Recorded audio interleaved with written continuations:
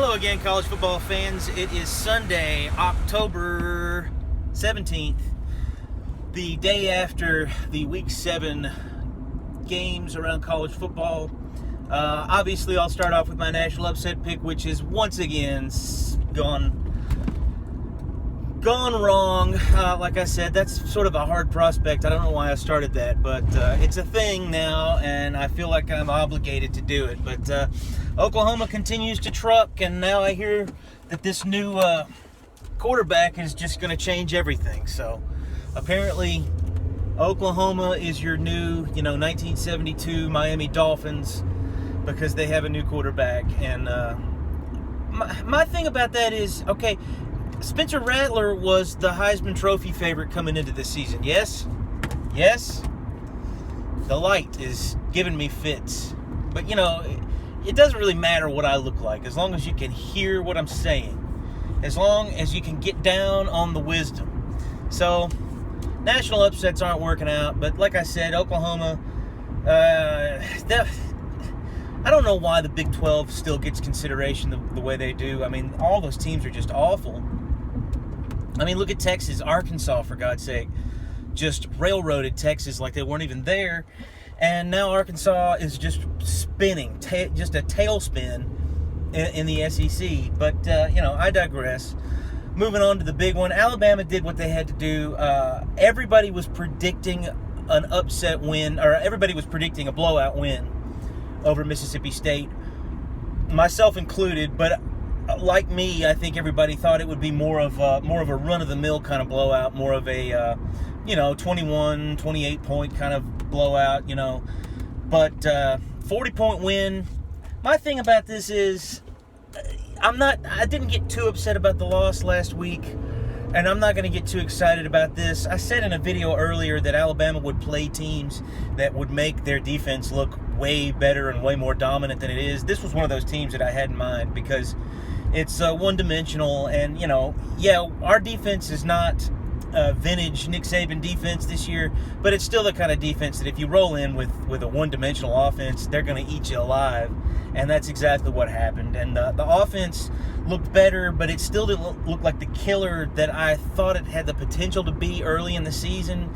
As a matter of fact, the 49-9 victory has left me even a little bit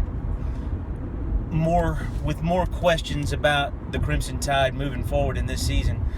And it's not so much Georgia that I'm worried about. I feel like Georgia still looks beatable and is not quite the juggernaut that they're given credit for at this point. To me, if I had to pick my favorite to win the national championship today, it would be Ohio State. I think their offense looks like a killer. I think they had a brand new quarterback coming in this year. He had never thrown a pass in college football, and they're getting better every week, leaps and bounds, and they're putting up the kind of numbers offensively that I have grown accustomed to, and that we've all grown accustomed to seeing our national championships put up the last few years. And I'm just telling you, everybody is so in love with that Georgia defense, and we're not in that era of football anymore. They are not going to be able to hold everybody that they play to 13 points or less. I mean, maybe on the rest of their regular season schedule, sure. But, once they start getting into the real deal in the deep water, the defenses are not going to be able to hold up like this, guys. I've seen it. I'm telling you. 2016, I see it every year. 2018, Alabama, that was already a Pete Golding defense, or no, maybe that was the Tosh .0 year, or Tosh Lapoy, or whatever his name was. But it was the same kind of deal. Golding's defenses haven't really looked any different, but they looked shaky, and everybody, I was definitely worried about them. But then LSU game comes around, 29-0. The next week, we shut out Mississippi State 21-0, and you think, oh boy, they've got the defense worked out. All the bugs are out, and this is an absolute masterpiece of a football team. And then Santa Clara comes, and it's the most embarrassing, lopsided defeat Alabama's suffered in 20 years, and that came against a defense that looked like an absolute killer. And 2016 was a killer defense. And once they had to face an elite championship offense, in that second half of that national championship game, they looked like a rag doll. Clemson could do basically whatever they wanted to. And so, and I'm saying it out loud right now, I don't think Alabama or Georgia, either one, look like the real killers that people give them credit for, Georgia especially now. But I've got a lot more to say, obviously, as we move into the stretch run of this season regarding Alabama. But like I said, they had to have a dominant performance last night, and everybody knew it, and they came out and they did that. And the good news going for the rest of this season, the only team that I think has a prayer of giving us another L is Auburn.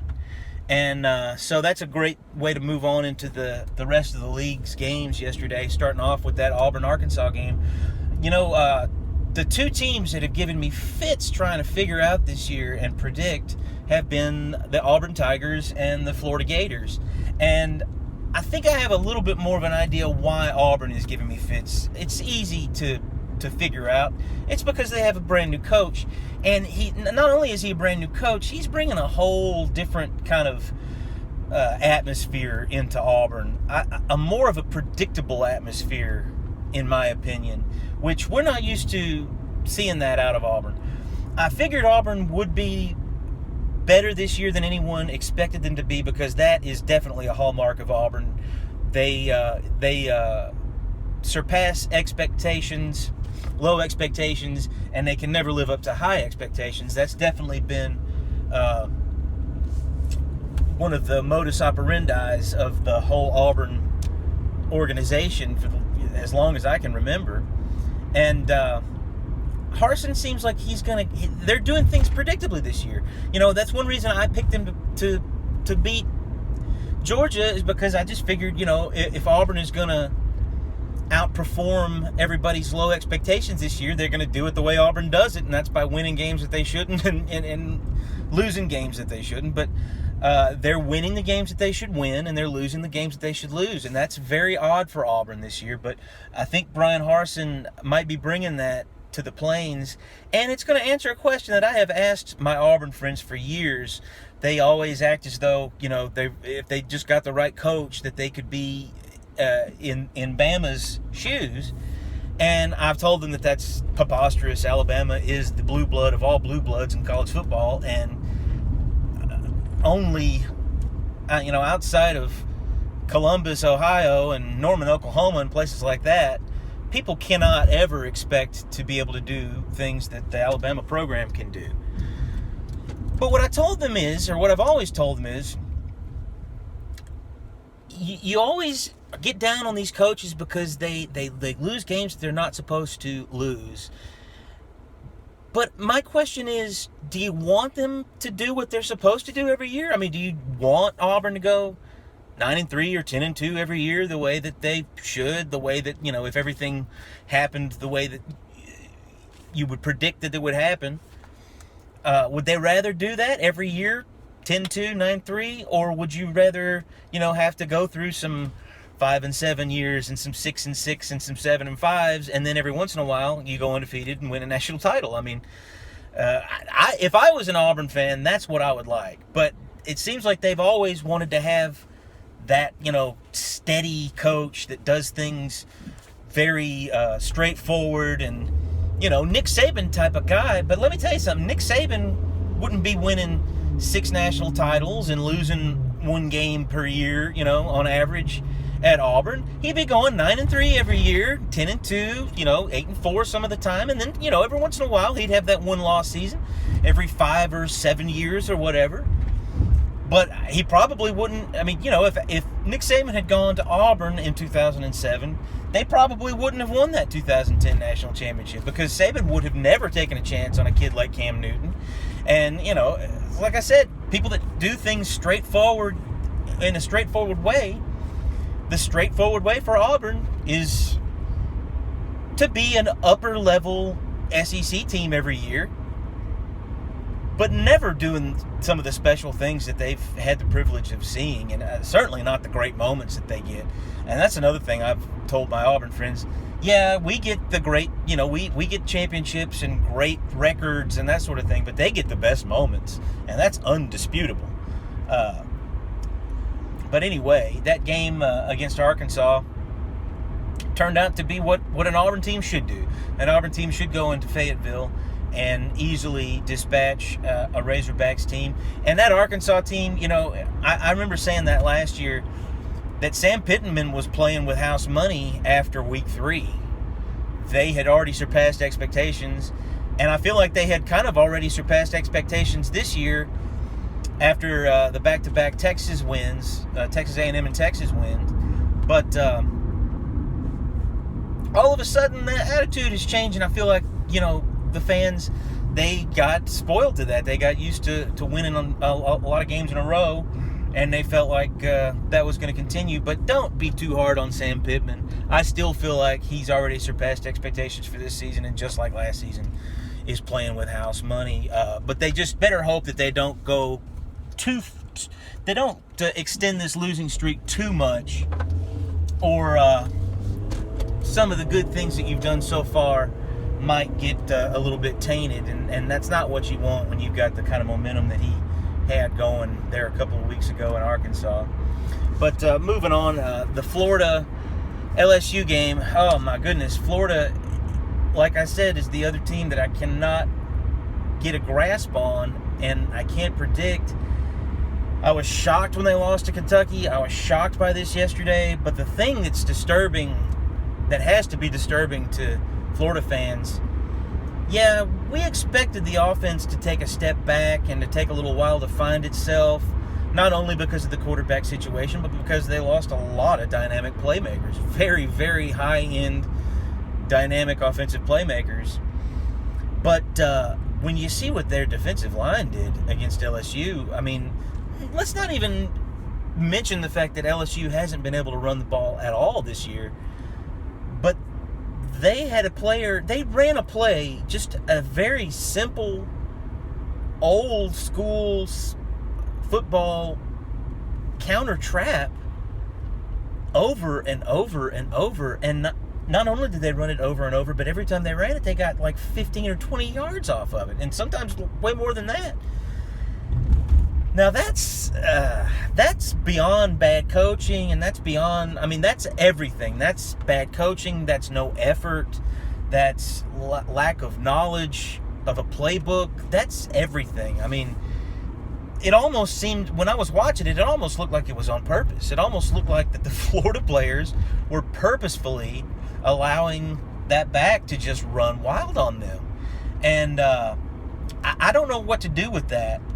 I'm gonna, in the back of my mind, I feel like this is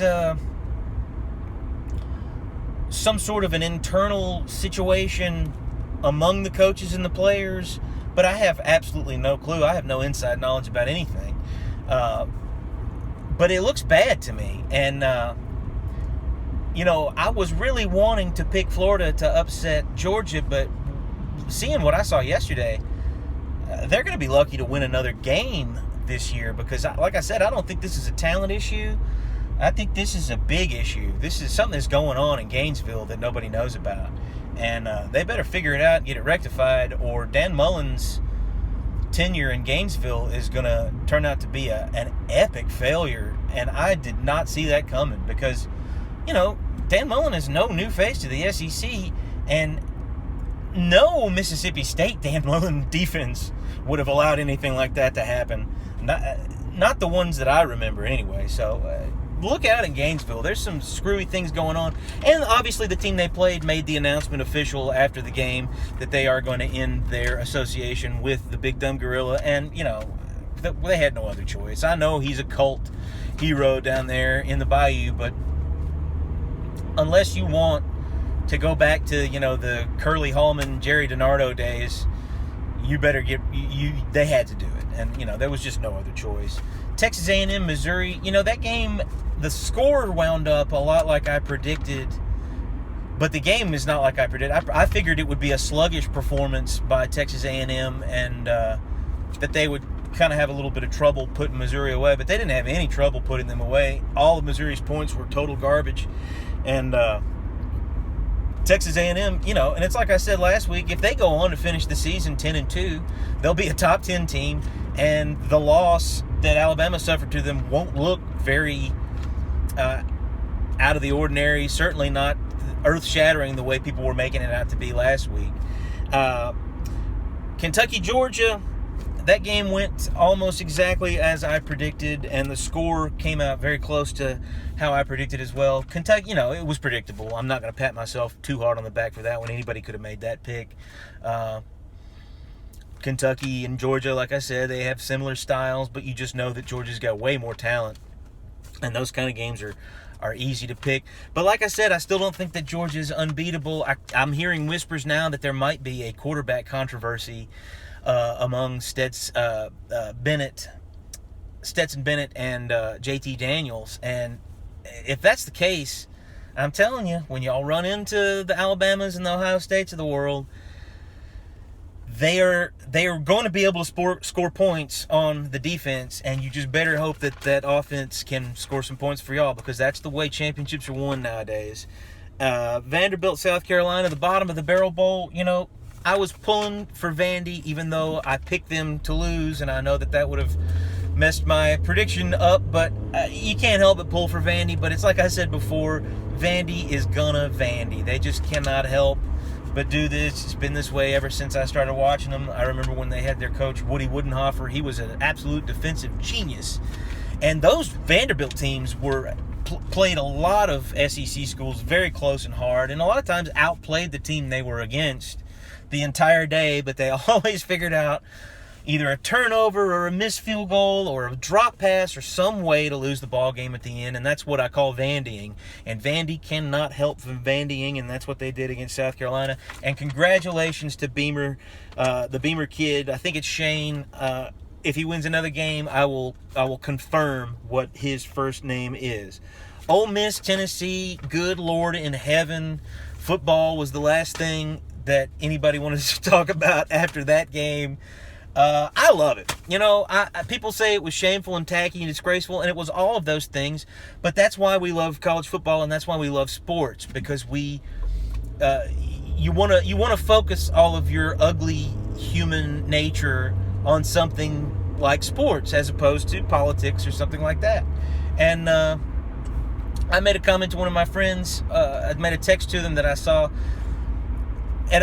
late in the game before the melee and the throwing started, but Corral got hit, got popped real good, stood up, tried to be brave, but then collapsed again in agony. And Rocky Top roared with a raucous cheer when they saw him when they saw that child drop to his knees in agony. And I thought to myself, oh, this is just too wonderful. College football Saturday in the South. Yeah, I know it's tacky and trashy and pathological as hell, but that's what makes it great. I mean, you know, if I didn't have a pathological relationship with Alabama, it wouldn't be fun, and I wouldn't know as much about it as I do, and I wouldn't be able to impart all of these nuggets of wonderful wisdom to you people. And I've already made this video way longer than it needed to be, way longer than I wanted it to be, but I've got a lot more to say about the goings-on around college football, and we'll be coming at you soon.